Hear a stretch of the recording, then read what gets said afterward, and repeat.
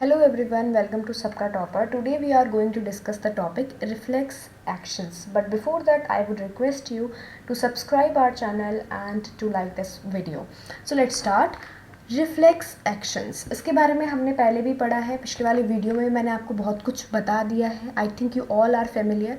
ठीक है. Reflex is a word we use very commonly when we talk about some sudden action in response to something in the environment. Reflex का मतलब actually होता क्या है? Reflex action को आप तब समझ पाओगे जब आपको रिफ्लेक्स का मतलब पता चलेगा. रिफ्लेक्स एक ऐसा वर्ड है जो कि हम कॉमनली तब यूज़ करते हैं about sudden actions in response to something in the environment. अगर आपके इन्वायरमेंट में कोई भी चेंज आ रहा है, कोई भी स्टिमुलस है, मैंने आपको बताया था स्टिमुलस को आपको हमेशा याद रखना है. इस चैप्टर में stimulus is the main word है.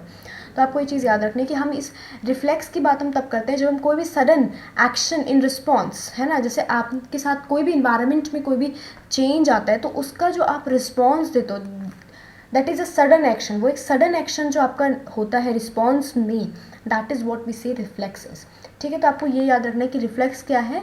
एक ऐसा वर्ड है विच इज़ कॉमनली यूज्ड, जो तब कॉमनली यूज होता है when we talk about some sudden action in response. जब हम कभी किसी सडन एक्शन की बात करते हैं इन रिस्पॉन्स टू समथिंग, है ना, that is happening in our environment. तो ये चीज़ हमें याद रखनी है. We say I jumped out of the way of the bus reflexly. यहाँ पर हम इस तरह से बोलते हैं, मतलब मैं फटाफट से, सडनली, है ना. रिफ्लेक्सली मतलब यहाँ पे सडनली से होता है कि मैं फटाफट से जो है मैंने वो उस जगह रिस्पॉन्स किया और मैं आउट ऑफ द बस आ गया, मतलब मैंने जंप कर दिया. और I pulled my hand back from the flame reflexively. Reflexively means आपने फ्लेम में हाथ लगाया और आपने जल्दी से अपना हाथ पीछे कर दिया, है ना. That is also a reflex action. और I was so hungry my mouth started watering reflexively. Reflexively means suddenly, और यू कुड से कि अपने आप से होने लग गया, उसका जो है माउथ जो है आपका वो वाटरिंग स्टार्ट हो गया, आप इतने ज़्यादा हंग्री थे. What exactly do we mean. अब इन सबसे इन रिफ्लेक्सली वर्ड्स को हमने बार बार पढ़ लिया, लेकिन इसका मतलब क्या है? इसका एक्चुअल मतलब अभी आपको यहाँ पे समझ आएगा कि ये बायोलॉजिकल टर्म भी है. A common idea in all such examples is that we do something without thinking about it. ये चीज़ आपको मैं बताया कि सडन भी है वो और अपने आप से होने वाली चीज़ है. विदाउट थिंकिंग हम उसको करते हैं, स्पॉन्टेनियसली वो चीज़ जो है होती है. ये इसका एक कॉमन आइडिया है ऐसा बोलने का, रिफ्लेक्सली बोलने का. और without feeling in control of our reactions. और उस सिचुएशन में हमें जो है अपने रिएक्शंस का कंट्रोल जो है वो भी हम फील नहीं कर पाते. एक्चुअली जब आप इसको इमेजिन करोगे ना, तब आप इसे बहुत ईजिली ऑब्जर्व कर पाओगे. अगर आपने कभी किसी हॉट वेसल पर, भाई दोबारा से वो एग्जाम्पल आपको समझना है, हाथ रख दिया, आप अचानक से हाथ हटाते हो, लेकिन उस समय जब आप हाथ हटा रहे होते हो तब आपको ये पता नहीं होता कि आप क्या कर रहे हो. जब आप हटा देते हो हाथ तब आपको पता चलता है, क्योंकि बाद में ब्रेन को वो मैसेज जाता है, उससे पहले रिस्पॉन्स हो चुका होता है उसका. तो बेसिकली स्पाइनल कॉर्ड, जो आपकी स्पाइनल कॉर्ड है वो कंट्रोल करती है आपकी रिफ्लेक्स एक्शंस को. इसको अभी हम पढ़ेंगे. ये these are situations where we are responding with some action to changes in our environment. To changes in our environment मतलब चेंजेस इन आर एनवायरनमेंट को आपको पता है स्टिमुलस, जो भी आपका स्टिमुलाई है, प्लूरल में आप स्टिमुलाई एंड सिंगुलर में स्टिमुलस. ये दीज आर सिचुएशन, ये ऐसी सिचुएशंस है जब हम रिस्पॉन्ड करते हैं, उन रिस्पॉन्ड विद सम एक्शन, हम अपने एक्शन के साथ कोई रिस्पॉन्ड कर रहे हैं to the changes in our environment. जो भी हमारे इन्वायरमेंट में चेंज होता है उसके अगेंस्ट हम रिस्पॉन्स करते हैं. How is control and coordination achieved in such situation. In situation में आपका कंट्रोल एंड कोऑर्डिनेशन कैसे होता है, इसको हमें स्टडी करना है. Let us consider this further. Take one of our example. तो ये आपको बताएगी कि इसको आप फर्दर कैसे कंसीडर करोगे. आपको एक एग्जाम्पल दिया हुआ है यहाँ पे. Touching a flame is an urgent and dangerous situation for us. जैसे हमने भी पढ़ा था, है ना, टचिंग अ हॉट ऑब्जेक्ट वाला पिछले वाली वीडियो में पढ़ा था, उसी तरह से यहाँ पे बताएगा कि एक फ्लेम को अगर आप टच करते हो तो क्या होगा सिचुएशन में. अर्जेंट और डेंजरस सिचुएशन हो जाएगी आपके लिए अगर आप किसी भी फ्लेम को टच कर दो.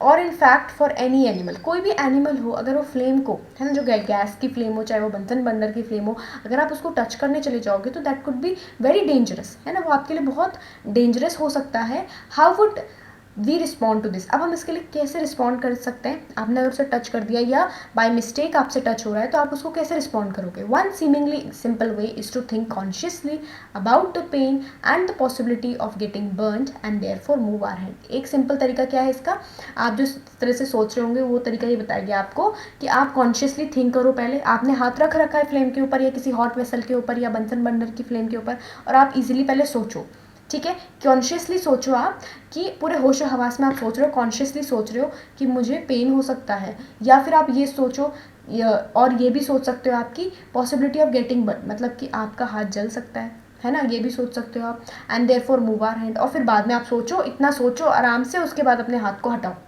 ये आपको बताया गया है।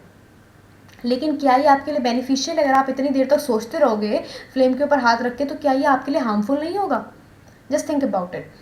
N important question then is how long will it take us to think all this, इतना सोचने में हमें कितना टाइम लगेगा, यही इंपॉर्टेंट क्वेश्चन है कि कितना ज़्यादा समय लग सकता है इस सबको सोचने में। The answer depends on how we think, अभी आंसर किस पे डिपेंड कर रहा है कि हम किस तरह से सोचते हैं। If nerve impulses are sent around the way we have talked about earlier, हमने पहले क्या पढ़ लिया है कि नर्व इम्पल्सेस जो है वो हमारी पूरी वे में सेंट होती रहती है। Then thinking is also likely to involve the creation of such impulses, अब आप जब कुछ सोचोगे, है ना, जब आप कुछ सोचने लग जाओगे तो बेसिकली आपको पता है कि हर चीज़ जब नर्व इम्पल्स के थ्रू ही हमारा कंट्रोल एंड कोऑर्डिनेशन होता है, तो सोचने में भी क्रिएशन होंगी ऐसे इम्पल्सेस की, फिर वो ब्रेन में जाएंगी, फिर ब्रेन थिंक करेगा, फिर रिस्पॉन्स आएगा, फिर आप वर्क करोगे। Thinking is a complex activity, ये चीज़ आपको याद रखनी है कि थिंकिंग एक बहुत कॉम्प्लेक्स एक्टिविटी होती है। So it is bound to involve a complicated interaction of many nerve impulses from many neurons. आपको क्या बताया गया कि इसमें ये चीज़ बाउंड है, मतलब जो थिंकिंग है वो बाध्य है कि बहुत सारे नर्व इम्पल्सेस एक साथ आके इंटरैक्ट करेंगे, पूरा एक वेब बन जाएगा। थिंकिंग इस तरह से बहुत सारे न्यूरॉन्स को एक जगह पर लेकर आ जाती है, इतनी कॉम्प्लेक्स एक्टिविटी थिंकिंग होती है। If this is the ease, it is no surprise that the thinking tissue in our body consists of dense networks of intricately arranged neurons। तो आपको ये बताया गया है कि अगर इस तरह का सिचुएशन है थिंकिंग का, तो इसमें कोई सरप्राइज करने वाली बात तो है नहीं कि थिंकिंग टिश्यू जो है हमारी बॉडी में, मतलब थिंकिंग टिश्यू मतलब जहाँ पे थिंकिंग हो रही है हमारी बॉडी में, वो रीजन जो है dense network of intricately arrange neurons, वहाँ पे बहुत सारे न्यूरॉन्स जो है वो डेंसली नेटवर्क बना करके, है ना, पूरा एक नेटवर्किंग होगा उनका, वहाँ पे पूरा वेब टाइप का आप समझ लो, वहाँ पर जो है डेंसली जो है वो न्यूरॉन्स जो है प्रेजेंट होंगे। It sits in the forward end of the skull, अभी कौन सी जगह है आपके स्कल की, अभी हम ब्रेन को भी डिस्कस करेंगे, फिर आपको पता चलेगा कौन सी जगह है इसका, बिल्कुल जो आपका फ्रंट पार्ट है, फॉरवर्ड एंड जो है आपके स्कल का। And receive signal from all over the body which it thinks about before responding to them, और यहाँ से सिग्नल्स आते हैं from all over the body, मतलब आपको जो भी अलग अलग चीज़ें हो रही हैं आपकी बॉडी में, या आप कुछ भी चीज़ सोच रहे हो, तो वो इसी रीजन में जाता है, और फिर आपका ब्रेन डेंसली जो पूरा आपने नेटवर्क के बारे में स्टडी किया, वो पूरा इसको थिंक करता है, और फिर रिस्पॉन्ड देने से पहले जो है थिंकिंग होती है। Obviously in order to receive these signals, this thinking part of the brain in the skull must be connected to nerves coming from various parts of the body। अब आपको बताया गया है कि अगर आपको रिसीव करना है इन सिग्नल्स को, तो सिंपल सी बात है कि जो थिंकिंग पार्ट है आपके ब्रेन का, आपके स्कल में, स्कल मतलब वो बोनी बॉक्स जिसके अंदर आपका ब्रेन स्टोर है फॉर प्रोटेक्शन, तो आपके स्कल में वो जो आपका स्कल है, आपका ब्रेन का जो वो पार्ट है थिंकिंग पार्ट, वो क्या होना चाहिए, must be connected two nerves, वो न्यूरॉन से कनेक्टेड होना चाहिए, नर्व से कनेक्टेड होना चाहिए, और कौन से नर्व्स, जो आपकी पूरी बॉडी पार्ट से आ रही है, मतलब आपके पूरी बॉडी पार्ट से जितनी भी नर्व्स आ रही है वो इस थिंकिंग पार्ट से कनेक्टेड होनी चाहिए, सिंपल लैंग्वेज में। Similarly if this part of the brain is to instruct muscles to move, अगर इस पार्ट को इंस्ट्रक्ट करना है कि मसल्स को मूव करने का इंस्ट्रक्शन देना है, nerves must carry this signal back to different parts of the body। अब वो कह रहे हैं कि यहाँ पर वो नर्व्स भी होनी चाहिए, जो नर्व्स वापस, जो हमने पढ़ा था मोटर नर्व्स के बारे में, तो वो नर्व्स भी इसमें होनी चाहिए जो बैक सिग्नल लेकर जाए, जब मैसेज जाता है, इम्पल्स जाता है, तो उसके अगेंस्ट रिस्पॉन्स करने के लिए डिफरेंट नर्व्स होती हैं, हमने स्टडी किया है पहले भी, तो वो नर्व्स होनी चाहिए जो बैक लेकर जाए आपके सिग्नल को। If all of this is to be done when we touch a hot object, it may take enough time for us to get burned. तो आपको ये बताया गया कि अगर ये सारा काम आपको करना होगा जब हम किसी हॉट ऑब्जेक्ट को जो है टच कर रहे हो, उससे अगर आपको ये सब कुछ काम उस समय करना पड़ गया तो बहुत टाइम लग जाएगा, इनफ टाइम होगा कि आप जल सकते हो, है ना, इतना टाइम हो जाएगा। ऑफ कोर्स सी बात है कि आप सेकेंड्स में जल सकते हो अगर आप फ्लेम के ऊपर अपना हाथ रख देते हो तो। How does the design of the body solve this problem, अब हमारा बॉडी किस तरह से, डिज़ाइन जो है हमारी बॉडी का किस तरह से इस प्रॉब्लम को सॉर्ट आउट करता है, ये बताया गया है। Rather than having to think about the sensation of heat, if the nerves that detect heat were to be connected, अच्छा यहाँ देखो, rather than having to think about the sensation of heat, आपको बताया गया है कि जितनी देर में आप सोचोगे सेंसेशन ऑफ हीट मतलब हीट को सेंस करोगे, उसको सेंस करने के बजाय if the nerves that detect heat, जो नर्व्स हीट को डिटेक्ट कर रही हैं, what to be connected to the nerves that move muscles in a simpler way, उनको अगर उनसे कनेक्ट कर दिया जाए उन मसल्स के साथ जो उन नर्व्स के साथ जो मसल्स को सिंपली मूव कर सकते हैं। मतलब ये बताया गया है आपको यहाँ पर सिंपल लैंग्वेज में कि जितनी देर आप हीट को सेंस करो, उससे बेटर तो यही है ना कि उन न्यूरॉन्स को जो ब्रेन तक पहुँचाती है, उससे बेटर ये है कि उन जगह पर उस वो न्यूरॉन उन न्यूरॉन से जुड़ी हुई हो जो मसल्स को ईजिली मूव करती है, वो वाली जो न्यूरॉन है जो मसल्स को मूव करती है उनसे वो जुड़ी हुई हो। अभी आपको ये और समझ में आएगा, डायग्राम भी बताऊंगी मैं। The process of detecting the signal और the input and responding to it by an output action might be completed quickly. अगर ऐसा होगा क्या कि जहाँ से सेंस कर रहे हो आप, ठीक है, सपोज जहाँ भी आप सेंस कर रहे हो वहीं से आपका जुड़ा हुआ है ना, जहाँ जैसे आपका स्पाइनल कॉर्ड है वहीं से फिर आपका फटाफट जो है मोटर न्यूरॉन्स भी जुड़े हुए हैं जो मसल्स को इजीली मूव कर सकते हैं, सिंपली मूव कर सकते हैं, वो भी जुड़े हुए हैं। तो इस सिचुएशन में आपको बताया गया है कि सिग्नल को डिटेक्ट करना और इनपुट देना and responding to it by an output action, और एक आउटपुट एक्शन देना उसको रिस्पॉन्स करने के लिए, ये दोनों जो काम है क्विकली कंप्लीट हो जाएंगे। Such a connection is commonly called a reflex arc, इसी कनेक्शन को हम रिफ्लेक्स आर्क कहते हैं। ये एक पाथवे होता है जिसमें आपका रिफ्लेक्स एक्शन होता है। Where should such reflex arc connections be made between the input nerve and output. अब यही जो आपको बताया गया कि जहाँ पे इनपुट वाली नर्व है वो आउटपुट वाली नर्व से जुड़ जाए, जो आपको ऊपर वाली लाइन में बताया गया था। अब ये कह रहे हैं ये रीजन कौन सा होना चाहिए, कहाँ पे ये होना चाहिए। The best place of course would be at the point where they first meet each other. तो आपको बताया गया कि जो बेस्ट प्लेस होगा उसके लिए वो कौन सी जगह होगी जहाँ पे वो सबसे पहले आपस में मिल जाते हैं। मतलब आपको तो ये पता है ना कि रिस्पॉन्स ट्रैवल करता है, तो सिंपल सी बात है कि जो सेंसरी न्यूरॉन है वो मोटर न्यूरॉन से कहीं ना कहीं तो मिलते ही होंगे। तो ये आपको बताया गया है कि जहाँ पर वो दोनों मिलते हैं वो रीजन को सबसे बेस्ट है। तो वो बेसिकली या तो आपका ब्रेन हो सकता है जहाँ पर आपका सेंसरी न्यूरॉन भी हो और फिर मोटर न्यूरॉन भी हो, या आपका स्पाइनल कॉर्ड हो सकता है जहाँ पे आपका सेंसरी न्यूरॉन भी और मोटर न्यूरॉन, मतलब वो आपस में मिल जाते हैं उस रीजन पर आकर। Nerves from all over the body meet in a bundle in the spinal cord on their way to the brain. आपको बताया गया है कि ब्रेन में जाने से पहले जो नर्व्स होती हैं हमारी पूरी बॉडी की, वो एक बंडल की फॉर्म में मीट होती है कहाँ पर, स्पाइनल कॉर्ड में। Reflex arcs are formed in this spinal cord itself, और यहीं पे वर्टिबल कॉलम स्पाइनल कॉर्ड में जो है आपका रिफ्लेक्स आर्क्स जो है फॉर्म होती हैं। Although the information input also goes on to reach the brain. ये आपको याद रखना है, बच्चे ये चीज़ में मिस्टेक कर देते हैं। आपका जो इन्फॉर्मेशन है वो ब्रेन तक भी जाता है। ऐसा नहीं है कि स्पाइनल कॉर्ड वर्क कर दिया रिफ्लेक्स एक्शन का तो ब्रेन से कोई रिलेशन ही नहीं है। बाद में तो आपको सेंस होता है ना कि मैंने फ्लेम को टच कर दिया था, इट वॉज वेरी हॉट, वो जो सेंस हो रहा है वो ब्रेन तक जाता है आपका। भले ही टाइम के उसमें जो कमांड है वो आपका स्पाइनल कॉर्ड दे दे, लेकिन वो चीज़ आपके ब्रेन तक भी जाती है, ठीक है। वो जो मैसेज है, इन्फॉर्मेशन है, वो ब्रेन तक जाता है। Of course reflex arcs have evolved in animals because the thinking process of the brain is not fast enough.